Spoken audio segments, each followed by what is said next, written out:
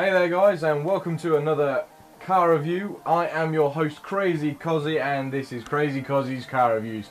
Tonight we have with us is the 1992 Lancia Delta Integrale HF Evolution 1.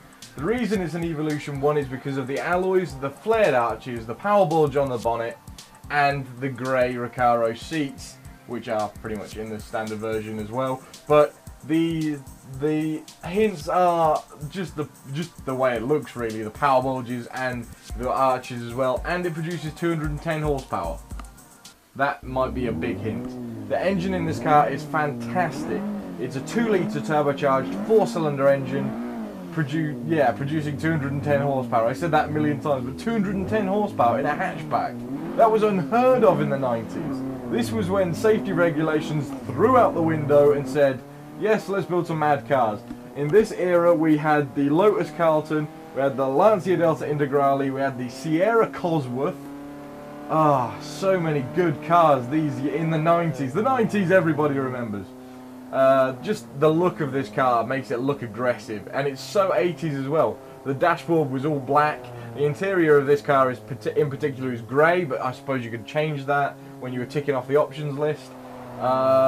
But yeah, and it has the famous 3-spoke Momo steering wheel with a Lancia badge in the middle. It's one of these cars that just drives you a bit mad, because you know deep in your heart that Lancia, very funny, they're rusted to pieces. But don't be like that. Lancia were in this game for a reason. They made fantastic cars. Just a few of them weren't so fantastic. The Beta, the Monte Carlo.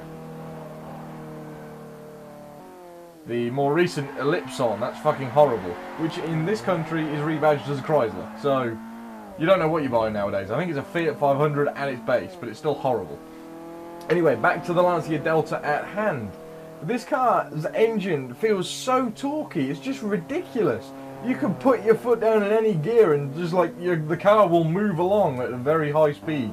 And me just warming this car up, and yes, that slide was a bit ridiculous for warming it up, but it just felt like it needed to blow off some steam. It felt like it needed to rally. It felt like it needed to do things, kill people, which I'm sure it was planning on doing when I was in there as well, like the clutch would go, or I'd lose fifth and I'd have 4 speeds in my rally car.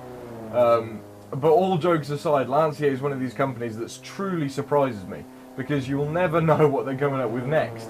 Unfortunately, Lancia that I know, and all of us guys back in the day will know, died with this car, and I think it's a good swan song. The Lancia Delta is one of those cars that just is iconic for its rallying heritage and just the way it kicked ass. I mean, everybody loved a hot Italian car. I mean, the Alfa Romeo 147, everybody loves one of those.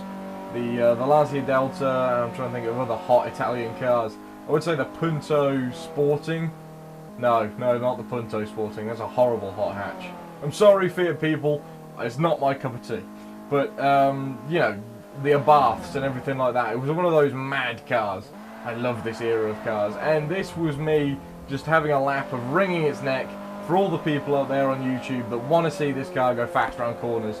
This is one of those cars that you can just throw into any corner, and its 4 Diddy tyres will grip as hard as they can. They will make sure you leave with a big great smile on your face.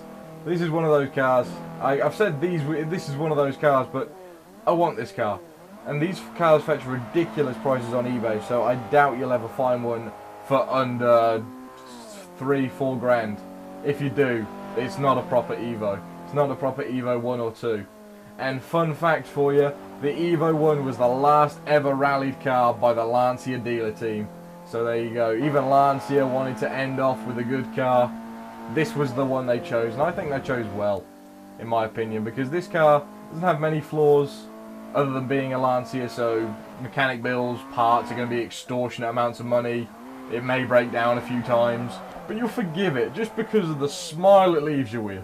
I mean, it may spend most of its time in the garage, but you'll be happy because you'll be forking out money with a big smile on your face, knowing that I'm going to drive it out of the garage, you're never going to own one of these, and I like it, and it's my car, and awesomeness.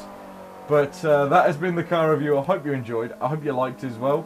If you did like it, please do leave a like and favourite if you can. It does help me out a bit. And it all leads to me becoming, you know, the next Jeremy Clarkson. So it's all the best. Right, take care guys, have a good evening, and I'll see you shortly.